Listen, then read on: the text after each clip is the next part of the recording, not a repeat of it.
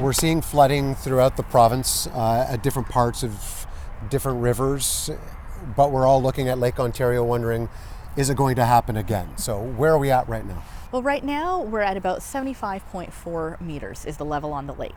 And we start to cross into our thresholds for warning at about 75.5 meters. So we're about to enter into that zone where we can start to see some of those lake-based impacts. Now, whether or not we're going to see levels like 2017 really depend on how things play out in terms of rainfall over the next couple of weeks, as well as what's happening on the Ottawa River.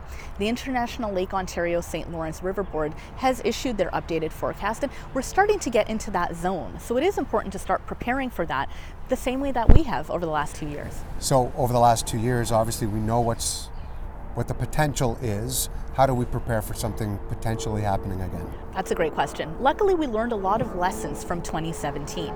And based on those lessons, we've actually been working with our municipal partners on some more of the mitigation type measures that we can take.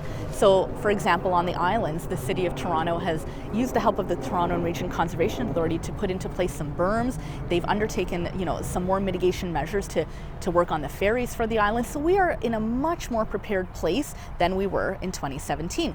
That being said, there's always some response things that we can do. And those are things like communicating, with our fellow neighbors and making sure that everybody has their own personal preparedness plan in place. So how quickly could something like this happen?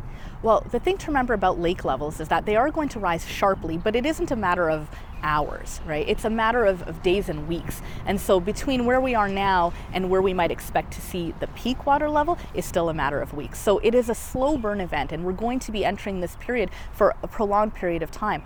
But the other factor is that when the lake level itself is high, we get conditions that are exacerbated when we have strong winds, because then you start to have the wave impacts. So it's important to consider those factors. The lake itself will continue to remain high for a number of weeks, will continue to rise until it peaks. But then on top of that, every time we get a windstorm, particularly from the south, southeast, southwest direction, then we have wave impacts, which could pose a hazard to public safety. So it's really important for people to be aware of these conditions and stay well away from shorelines. I'm going to take you on a bit of a different tangent here. Yeah.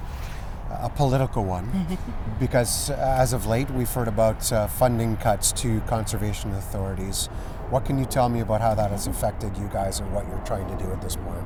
So I think it's important to recognize that the Toronto and Region Conservation Authority, while what the funding amounts represent are not trivial, in the grand scheme of activities that we undertake and with the support of the strong municipal partnerships that we have, we still feel that we are in a position to deliver the flood risk management services that we need to do so. Of course, it might be more impactful to smaller other conservation authorities across Ontario. Final word.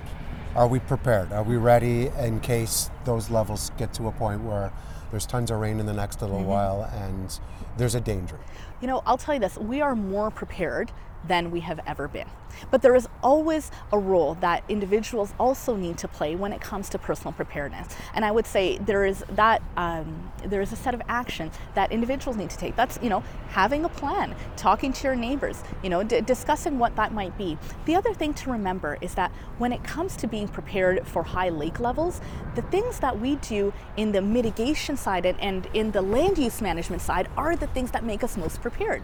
And this is something that's different here in Canada. Because we do have regulation along the lakeshore, a lot of what is abutting Lake Ontario tends to be primarily, public infrastructure, parks, trails, and whatnot. And so we've gone in and made that infrastructure more robust post-2017 because a lot of it is, as we say, parkland and whatnot. So it's a little bit different to what might be happening, on the other side of the border where there might be more people living more close to the edge.